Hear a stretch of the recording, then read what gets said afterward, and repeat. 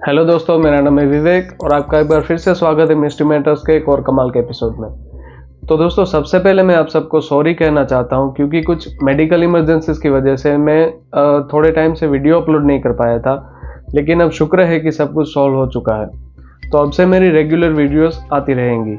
तो दोस्तों, अब बढ़ते हैं आज के वीडियो की तरफ। तो दोस्तों, हर बार हम लोग यही देखते हैं कि जब भी किसी के साथ कोई क्राइम होता है, कोई मर्डर होता है, तो पब्लिक की या फिर कानून व्यवस्था की सबकी सिंपैथी विक्टिम के साथ होती है।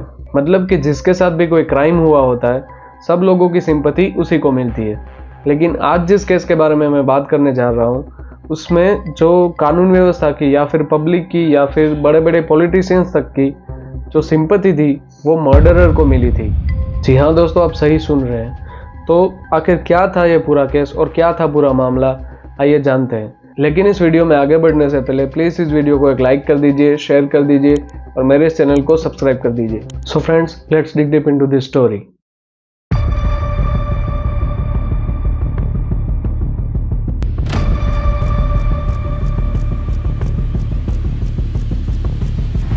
तो दोस्तों, आज की इस कहानी के मेन कैरेक्टर का नाम है कवस मानेकशॉ नानावती या फिर के.एम. नानावती, जिनका जन्म साल 1925 में एक पारसी परिवार में हुआ था।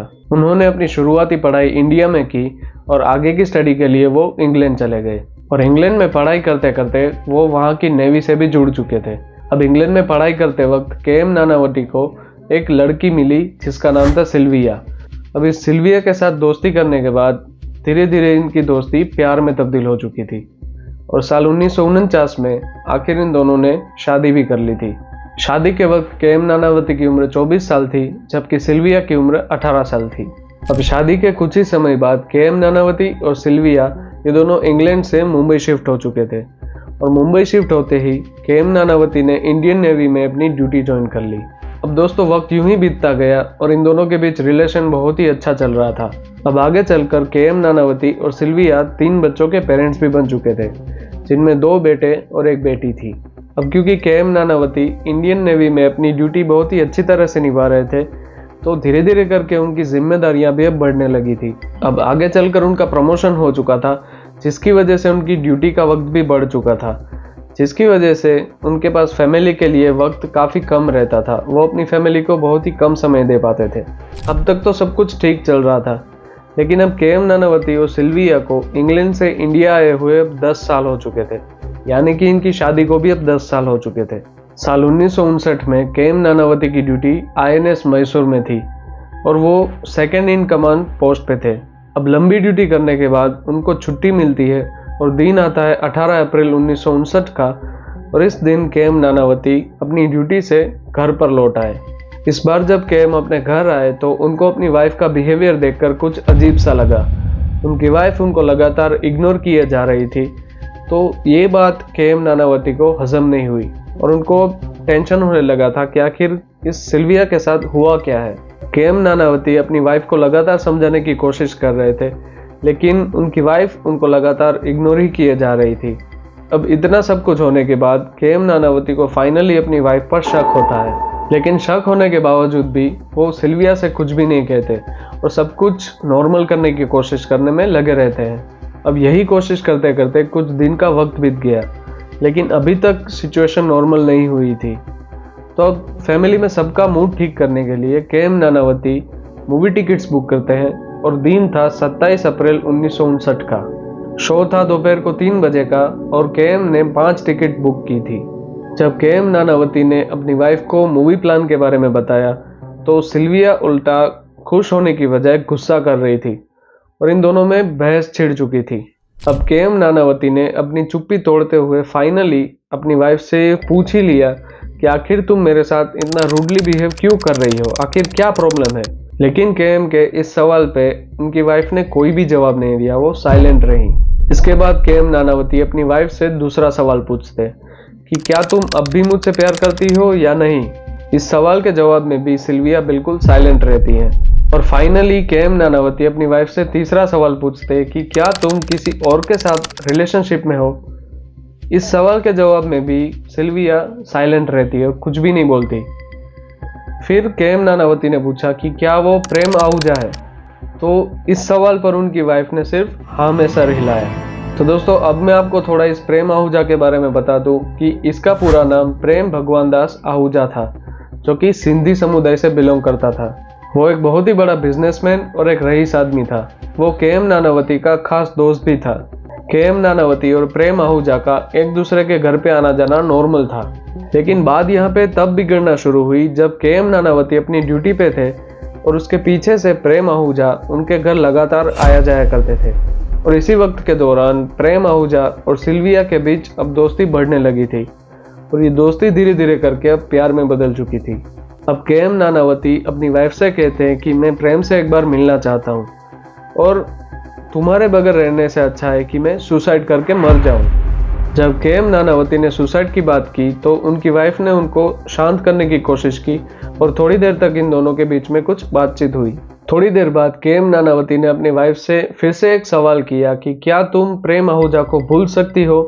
अगर तुम उसको भूल जाओ तो हम फिर से नॉर्मली अपनी लाइफ जी सकते हैं, मैं तुमको एक्सेप्ट कर लूँगा। इस सवाल के जवाब में भी सिल्विया साइलेंट रहती है, कुछ भी नहीं बोलती। अब इसी खामोशी में कहीं ना कहीं के.एम. नानावती को अपना जवाब मिल चुका था। इसके बाद के.एम. नानावती अपनी वाइफ से पूछते हैं कि क्या तुम प्रेम से शादी करने वाली हो? इस सवाल के जवाब में भी उनकी वाइफ बिल्कुल साइलेंट थी। और अब इसी बातचीत के दौरान अब मूवी का टाइम भी हो चुका था। इतना सब कुछ होने के बावजूद भी के.एम. नानावती ने मूवी का प्लान जारी रखा और अपनी फैमिली से कहा कि जल्दी से तुम लोग तैयार हो जाओ, अब मूवी का वक्त हो रहा है। अब थोड़ी देर के बाद ये पूरी फैमिली मेट्रो थिएटर के लिए निकल चुकी थी। अब प्लानिंग के मुताबिक तो ये पूरी फैमिली यानी कि 5 जन मूवी देखने वाले थे, लेकिन मूवी थिएटर तक पहुंचते ही के.एम. नानावती ने अपनी वाइफ से बोला कि तुम चारों लोग अंदर चले जाओ, तुम लोग मूवी देख लो, मुझे कुछ अर्जेंट काम याद आ गया है तो मुझे जाना पड़ेगा। मूवी के खत्म होने के बाद मैं आप लोगों को यहाँ से पिकअप कर लूँगा। अब के.एम. नानावती के इतना कहने के बाद तुरंत ही सिल्विया अपने बच्चों को लेकर थिएटर में एंटर हो चुकी थी और के.एम. नानावती अपनी कार को लेकर INS मैसूर के बेस की तरफ निकल चुके थे।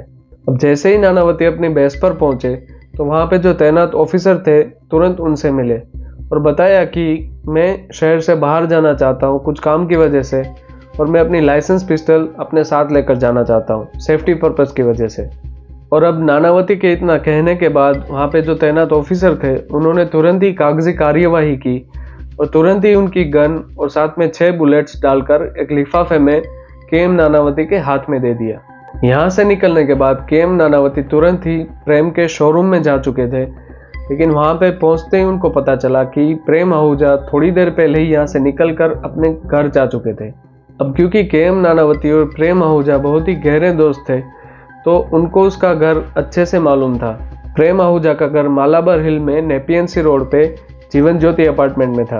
के.एम. नानावती अब इस घर की तरफ निकल चुके थे और बस थोड़ी देर में वो उस अपार्टमेंट में भी पहुंच चुके थे।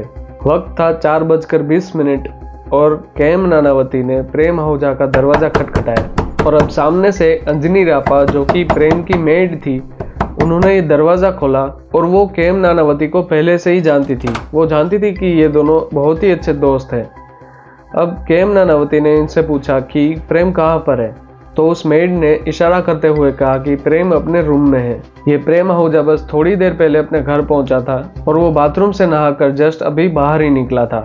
वो अपने तौलिए में अपने कमरे में मौजूद था और उसी वक्त के.एम. नानावती उस प्रेम के कमरे में आ जाते हैं। अब अचानक से के.एम. नानावती को अपने कमरे में देखकर प्रेम आहूजा शॉक्ड हो जाता है और बड़ी हैरानी से पूछता है कि तुम अचानक यहाँ पे क्या कर रहे हो। के.एम. नानावती ने बिना वक्त गवाए सीधा प्रेम से सवाल पूछ लिया कि क्या तुम मेरी बीवी से प्यार करते हो, क्या तुम उससे शादी करने वाले हो। अब के.एम. के इस सवाल पर प्रेम आहूजा ने बड़ी रूडनेस के साथ ये जवाब दिया कि क्या मैं हर उस औरत के साथ शादी कर लूँ जिसके साथ मैं सोता हूँ। अब इस तरह का जवाब सुनने के बाद के.एम. नानावती ऑब्वियसली बहुत ही गुस्सा हो चुके थे, वो अपना कंट्रोल खो चुके थे और थोड़ी देर में इन दोनों के बीच में बहस छिड़ चुकी थी और धीरे धीरे करके अब हाथापाई भी शुरू हो चुकी थी। और अब नीचे से प्रेम की बहन मेमी आहूजा ने कुछ आवाज़ सुनी और वो तुरंत ही भागती हुई सीधा अपने भाई के कमरे में आ चुकी थी। जैसे ही ये मेमी आहूजा अपने भाई के कमरे में आई तो उसने देखा कि प्रेम आहूजा तौलिए में खून से लथपथ नीचे पड़ा हुआ था और सामने के.एम. नानावती अपनी पिस्तल हाथ में लेकर खड़े हुए थे। के.एम. नानावती ने प्रेम आहूजा को 3 गोलियां मारी थी और इसको गोली मारने के बाद वो थोड़ी देर तक वहीं खड़े रहे और वो थोड़ी देर के बाद वहां से निकल चुके थे और सीधा वेस्टर्न नवर कमांडर मार्शल के पास पहुंच चुके थे। तो सामने से मार्शल ने ये कहा कि तुम तुरंत ही पास के पुलिस स्टेशन में सरेंडर कर दो। अब वक्त हो चुका था शाम के 6 बजे का और केएम नानावती सीधा पास ही के गामदेवी पुलिस स्टेशन में हाजिर हो चुके थे। अब पुलिस स्टेशन में जाते ही केएम नानावती सीधा वहां के डीएसपी जॉन लोबो से मिले और उनको ये पूरी बात बता दी। केएम नानावती जॉन लोबो से ये पूरी बात बता रहे थे, लेकिन जॉन लोबो को पहले से ही कॉल आ चुका था। उनको इस पूरी मैटर का पता पहले से ही चल चुका था। इस पुलिस स्टेशन में भी केएम नानावती अपनी पूरी यूनिफॉर्म में मौजूद थे, क्योंकि केएम नानावती एक बहुत ही बड़े ऑफिसर थे। तो पुलिस स्टेशन में हर कोई उनसे स्मूथली बिहेव कर रहा था, यहाँ तक कि उनको चाय के लिए भी पूछा गया, लेकिन केएम नानावती ने सिर्फ पानी पिया। पानी पीने के बाद केएम नानावती ने पुलिस स्टेशन में बताया कि मेरी पूरी फैमिली मेट्रो थिएटर में मूवी देख रही है, आप लोग प्लीज़ उनको वहाँ से पिकअप कर लीजिए। और अब बस थोड़ी देर के बाद केएम नानावती को अरेस्ट कर लिया गया था, लेकिन क्योंकि वो एक बहुत ही बड़े ऑफिसर थे तो उनको जेल में नहीं बल्कि पास ही के गेस्ट हाउस में रखा गया, जिसको जेल में तब्दील कर दिया गया था। अब प्रेम आहूजा का पोस्टमार्टम करने के बाद उनका अंतिम संस्कार भी कर दिया गया था। पोस्टमार्टम में ये पता चला कि प्रेम आहूजा के सीने पे 3 गोलियां मारी गई थी। अब धारा 302 के तहत केएम नानावती के ऊपर ग्रेटर बॉम्बे सेशन कोर्ट में सुनवाई शुरू हो चुकी थी। प्रेम आहूजा के वकील की तरफ से ये दलील की गई कि केएम नानावती ने जब अपनी वाइफ का अफेयर के बारे में सुना तो वो बहुत ही गुस्सा हो चुके थे और उन्होंने पूरी प्लानिंग करके प्रेम आहूजा का मर्डर कर दिया। ये एक प्री प्लान मर्डर था।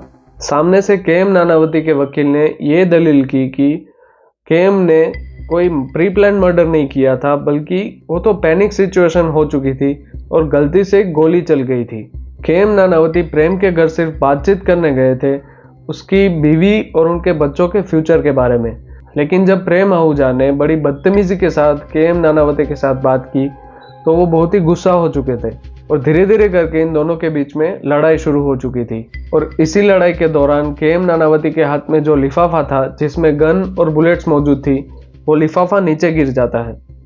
प्रेम आहूजा ने वो देख लिया और वो उस गन को उठाना चाहता था, लेकिन वो गन उठाए उससे पहले केएम नानावती ने वो गन उठा ली और प्रेम आहूजा के सीने में 3 गोलियां मार दी। केएम नानावती के लिए सिचुएशन ये थी कि अगर ये प्रूव हो जाता कि केएम नानावती ने प्री प्लान मर्डर किया था तो उनको उम्र कैद की सज़ा हो सकती थी, और अगर ये प्रूव हो जाता है कि केएम नानावती ने पैनिक सिचुएशन में सेल्फ डिफेंस के लिए प्रेम आहूजा के ऊपर गोलियां चलाई थी तो उनको 10 साल की सज़ा हो सकती थी। अब इस केस के डिसीजन के लिए वहाँ पे जूरी मेंबर्स को बुला लिया गया था। तो दोस्तों मैं आपको बता दूं कि ये जूरी मेंबर्स दरअसल कोई जज नहीं होते, वो तो एक समाज के बहुत ही अच्छे इंसान होते हैं जो कि समाज की हमेशा मदद करते रहते हैं और जिनकी इमेज बहुत ही अच्छी होती है। इन जूरी मेंबर्स में टोटल 9 मेंबर्स मौजूद थे, जिसमें 2 पारसी थे, 2 क्रिश्चियन थे और 5 हिंदू थे। उन दिनों वहाँ पे वीकली न्यूज़पेपर चलता था जिसमें न्यूज़ इस तरह छापी गई थी कि ये अब जो मैटर थी ये केएम नानावती और प्रेम आहूजा के बीच में नहीं रही थी, बल्कि पूरे सिंधी समुदाय और पारसी समुदाय की लड़ाई हो चुकी थी।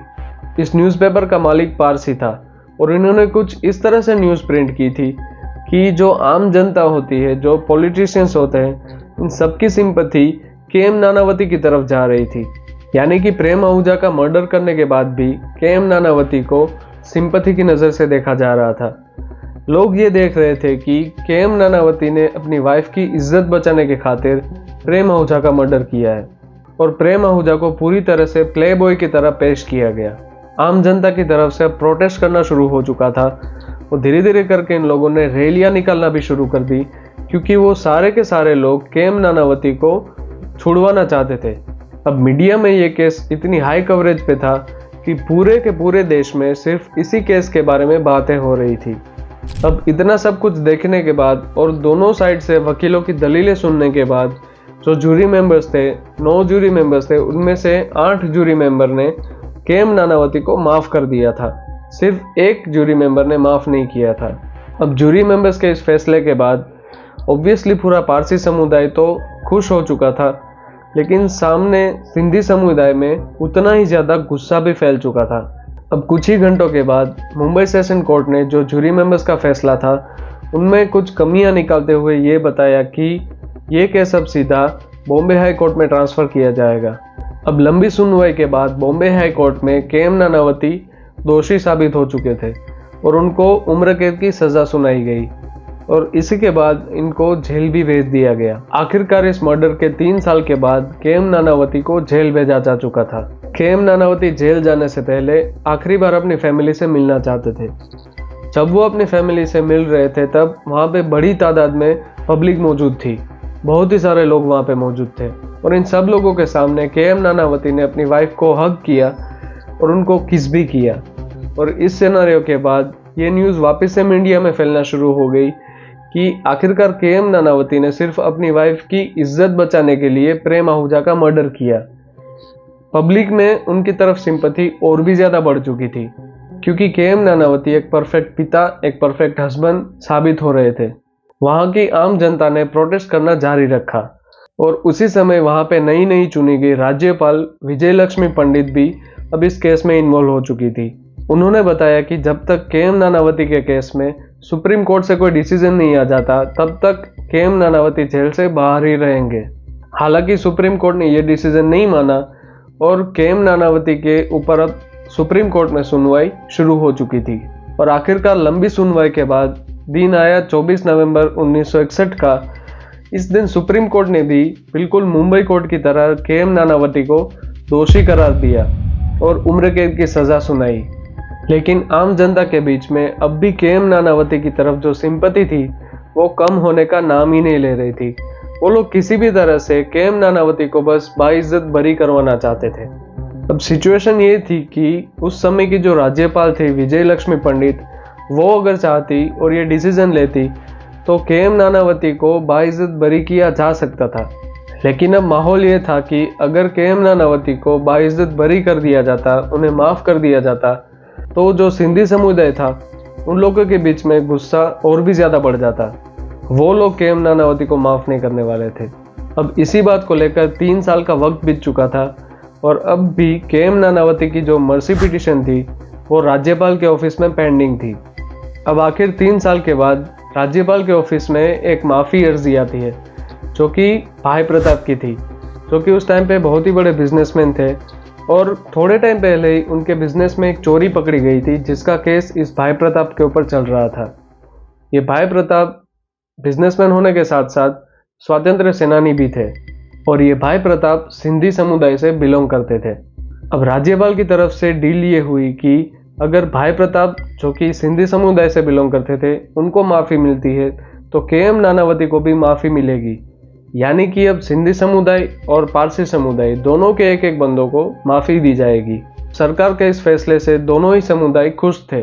दोनों ही समुदाय में से किसी को भी कोई प्रॉब्लम नहीं थी। तो अब इस फैसले को आगे बढ़ाते हुए प्रेम आहूजा की बहन थी मैमी आहूजा, उनसे राज्यपाल को ये लेटर लिखवाया जाता है कि के.एम. नानावती को माफ़ कर दिया जाए और आखिरकार के.एम. नानावती और भाई प्रताप दोनों को 1962 में रिलीज़ कर दिया गया। अब सारी सिचुएशंस पूरी तरह से नॉर्मल हो चुकी थी। ये दोनों अब आज़ाद हो चुके थे और दोनों ही समुदाय अब शांत हो चुके थे। अब इसी केस में राम जेठमलानी जो कि उस टाइम पे बहुत ही अच्छे वकील साबित हुए और उन्होंने बखूबी अपना केस लड़ा और अब के.एम. नानावती के रिलीज़ होने के बाद वो अपनी फैमिली के साथ कनाडा शिफ्ट हो चुके थे और आखिरकार साल 2003 में उनकी डेथ हो चुकी थी। तो दोस्तों ये थी आज की कहानी और आप लोगों के इस केस स्टोरी के ऊपर क्या विचार है मुझे कमेंट सेक्शन में बताइए। और अगर आपको ये वीडियो अच्छा लगा तो प्लीज़ इस वीडियो को एक लाइक कर दीजिए, शेयर कर दीजिए और मेरे इस चैनल को सब्सक्राइब कर लीजिए। So friends, till the next video, be safe, be alert and always protect your family.